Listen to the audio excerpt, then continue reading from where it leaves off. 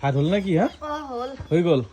এতিয়া খাব লাগে ইফালে ফ্ৰিজত দুখ যোৱাই নাই যাব আৰু তো এতিয়াই খাই লওঁ আগৰ দীঘল ভিডিঅ'টো যদি আপোনালোকে চাইছিলে গমেই পাইছিলে আপোনালোকে যে আমাৰ মাজুৰ এটা ঢুকাইছিলে আজি 7 দিনে হৈ গ'ল না ক'ৰবাত যাব পাৰিছো না ভালদৰে খাব ল'ব পাৰিছো এনেকৈ চলিব লাগিব যেতিয়ালৈকে কাজখন নাযায় ৰাতিপুৱাৰ পৰা আৰম্ভ কৰি সন্ধিয়ালৈকে এনেকৈ বুট মাহেৰে চলি আছো লগতে কেইটামান ফল আৰু গধূলি হ'লে অকমান হবিছৰ ভাত আজি সন্ধিয়াও তাৰে যোগাৰ কৰি আছো এইবোৰ এইফালে এতিয়া কলপাতখন কাটি লৈ আহো ৰ'ব আৰু হবিছৰ ভাত বোলে কলপাতত খাব লাগে আৰু যেনেদৰে অধিক মাছত বগলী কণা মোৰো সেই সেনেকুৱাই বহুত কেইখন বাছি বাছি কেইখনমান কলপাত কাটি লৈ এনেকুৱাকৈ শুকাই থৈ দিলো আৰু এইপিনে অকমান দাদাৰ খবৰ ল'ব আহি দেখিলো বেচেৰাই চাধা মাৰাত ব্যস্ত কি কৰিব আৰু উপায় নাই চাধাখিনিতো খাবই লাগিব পিছে মোৰহে সময়বোৰ নোযোৱা হৈছে বহুতকেইটা প্লেনিং আছিল কৰবাত চব কেঞ্চেল পিছে উপায় নাই এইপিনে ভাতো হৈ গ'ল আৰু এতিয়া ভাতকেইটা খাব লাগে দিনটোৰ মূৰত এসাঁজে খাওঁ সেইটোও যদি পেট ভৰাই নাখাওঁ কেনেকৈ হ'ব তো এইপিনে অকল আলু পিটিকা আৰু ভাত লগত অকমান ঘিউ তো এনেকৈ থাকিব লাগিব কেইদিনমান